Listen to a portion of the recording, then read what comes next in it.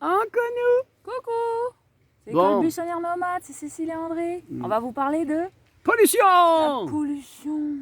Bah oui, regardez autour de nous comme c'est pollué. Oh là là. C'est très pollué d'ailleurs. Comment ça? On a du mal à respirer. Ah ouais, on a du mal à respirer. Hein? Ah, là. Ah, ça sent, Bon, ça sent le gasoil. alors la pollution. Parce que là, on a fait une vidéo tout à l'heure sur le coronavirus. Maintenant, on va parler de la pollution et bah, pareil, de la peur de la pollution. Parce que dans pollution, il y a peur. Et dans peur, il y a paranoïa. Et dans paranoïa, il y a peur. Ah, oui. Qu'est-ce qu'on peut voir avec le recul aujourd'hui, ici, dans notre instant présent? Qu'est-ce qu'on peut voir avec le recul? On peut voir avec le recul que, par exemple, on avait des voitures beaucoup plus simples et fonctionnelles, accessibles beaucoup plus facilement, d'une manière plus facile à tout le monde, avec des coûts d'entretien très bas, des réparations très simples, et une pollution pas pire qu'aujourd'hui, même moindre qu'aujourd'hui. En fait, c'est un gros bluff. Donc la pollution, pourquoi? Est-ce que Bon, moi je suis mécanicien automobile depuis tout jeune. À l'âge de 9 ans, je faisais la vidange du camion à mon papa. J'adorais faire la vidange, changer les filtres, et puis même laver et nettoyer sa cabine. Et puis comme ça, quand je pouvais après partir avec lui, faire du camion, voyager. Et ben le matin, quand mon papa démarrait le camion, ça fumait, hein. Ça fumait. Oh, j'en ai respiré, hein, de la fumée de diesel. Bah, il est toujours vivant. Aujourd'hui, je suis toujours vivant, j'ai aucun problème au niveau Pulmonaire. ou au niveau du sang. Hein, j'ai aucune, on va dire aucune. Là, j'ai refait une prise de sang il n'y a pas si longtemps que ça, bah, Tout va bien. tout va bien. Hein. Donc, Par contre, ceux qui disent que les anciennes voitures ils polluent, bah, ils se font plein d'argent avec des nouvelles voitures qui sont très difficiles à réparer. alors, le truc de l'évolution automobile,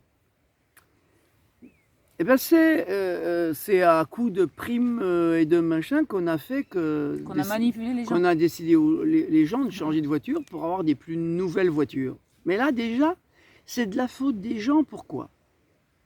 Parce que on joue sur des choses qui sont invisibles pour des adultes.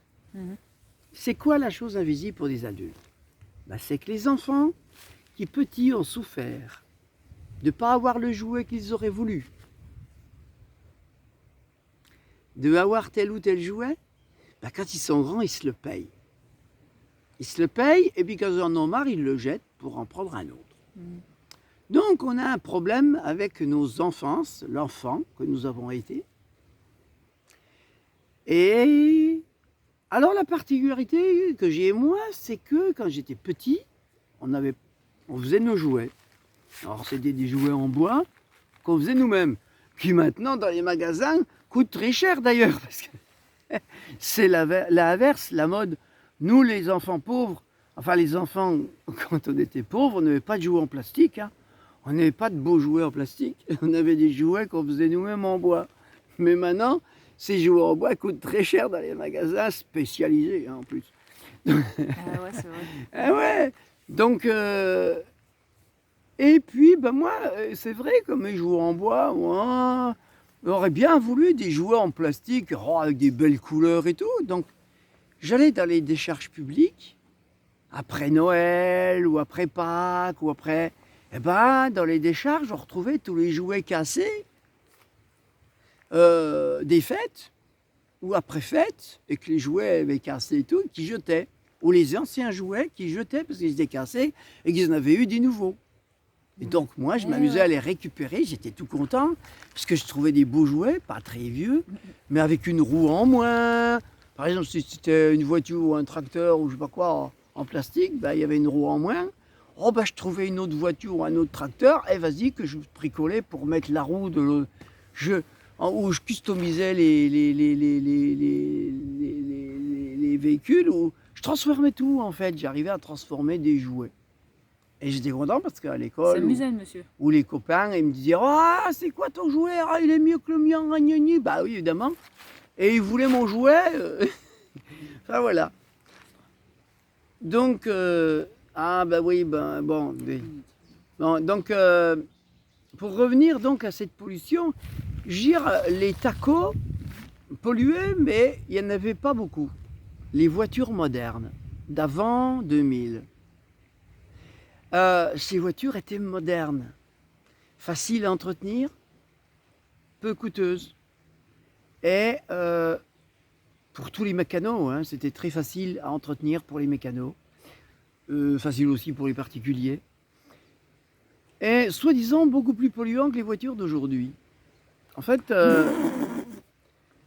je vous l'ai déjà dit dans une vidéo à propos du diesel, hein, pourquoi on en est arrivé au diesel plutôt que le GPL. Ça, il y a une vidéo que j'ai mise, hein, donc vous pouvez aller revoir cette vidéo. Mais là, j'ai envie de parler des tricheurs, puisque aujourd'hui, les constructeurs sont obligés de tricher pour passer les contrôles techniques. Donc, il va y avoir beaucoup de problèmes, je pense, dans l'avenir par rapport à... Mais ce que je voulais dire, c'est qu'au niveau santé, on n'a jamais entendu parler de gens qui mouraient en ville par la pollution de anciennes voitures. Par contre, avec les nouvelles voitures à filtre de particules et un pot catalytique et tout ça, ben, il y a de plus en plus de gens qui sont intoxiqués par ces véhicules. Pourquoi?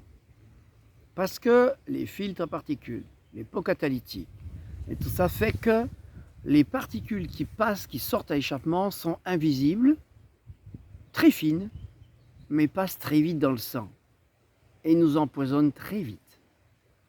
Donc, au lieu d'améliorer, parce qu'en voulant améliorer nos techniques, bah, nous les rendons de plus en plus dangereuses pour nous-mêmes. C'est un petit peu comme la technologie de la 3G, 4G et 5G. La 5G, nous allons découvrir la puissance de la 5G et la puissance qu'elle peut détruire aussi. Cramer le cerveau. Pas forcément cramer le cerveau, mais détruire aussi La nature, la biodiversité. le cycle naturel, ouais, avec les ondes. Et voilà, c'est comme les éoliennes qui tuent des oiseaux aujourd'hui. C'est comme le photovoltaïque qui va avoir des phénomènes qu'on va ressentir dans les futurs, qui sont, voilà, comme si la simplicité ne suffisait pas. La concentration d'énergie. Ouais, toujours plus. Voilà, la concentration et de vouloir le mieux, toujours le mieux, fait qu'on est de plus en plus stressé par ces technologies modernes, puisque elles deviennent de plus en plus dangereuses. Voilà. Merci. Vigilance et se satisfaire du peu que l'on a. Et donc le carbone, bah, les arbres, il y a besoin de faire pousser plein d'arbres, il n'y a plus de problème de carbone. Voilà, plus de problème de pollution. La nature est là. Et puis les voitures sont loin de polluer. Voilà. Et ça, c'est un gros bluff. C'est un gros bluff. Merci.